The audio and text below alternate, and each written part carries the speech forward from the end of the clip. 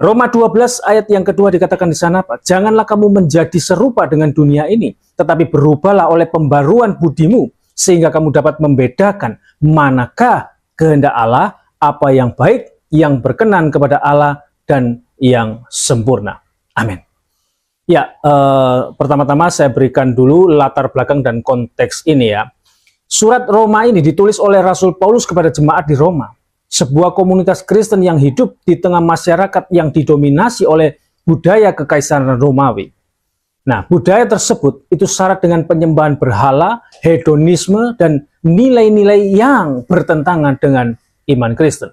Dalam pasal 12, Rasul Paulus memulai bagian praktis dari surat ini setelah memberikan ajaran teologis yang mendalam, yaitu di dalam pasal 1-11 ya, tentang kasih karunia Allah. Dia menasehatkan jemaat untuk hidup sebagai persembahan yang hidup, Roma 12 ayat 1, dan menghindari pengaruh dunia yang dapat mencemarkan iman mereka. Yang pertama, janganlah kamu menjadi serupa dengan dunia ini. Rasul Paulus memperingatkan jemaat untuk tidak mengikuti pola pikir, gaya hidup, atau nilai-nilai dunia yang bertentangan dengan kehendak Allah. Dunia yang dimaksud di sini adalah sistem yang dikuasai oleh dosa dan melawan Allah.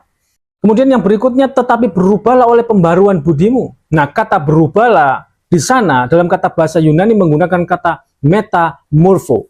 Ini menunjukkan transformasi yang mendalam, seperti proses ulat menjadi kupu-kupu. Transformasi ini terjadi melalui pembaruan pikiran yang dihasilkan oleh Roh Kudus. Itu Efesus 4 ayat 23. Kemudian frasa sehingga kamu dapat membedakan manakah kehendak Allah. Nah, dengan pikiran yang diperbarui oleh firman Tuhan, orang percaya mampu membedakan dan memahami kehendak Allah, yaitu apa yang baik, yang berkenan, dan yang sempurna. Lalu apa kaitannya dengan tema kita? Lalu apa kaitannya dengan tema budaya dan kekristenan? Ya, ayat ini sangat relevan dengan tema kita karena memberikan panduan bagaimana orang Kristen itu harus bersikap terhadap budaya. Orang Kristen tidak boleh menyerupai dunia dalam hal nilai-nilai atau kebiasaan yang bertentangan dengan firman Tuhan. Namun, melalui pembaruan pikiran, kita mampu membedakan mana aspek budaya yang sesuai dengan kehendak Allah dan mana yang harus ditinggalkan. Ayat ini menegaskan pentingnya hidup berdasarkan standar Allah, bukan standar budaya dunia, sambil tetap membawa pengaruh positif di tengah masyarakat.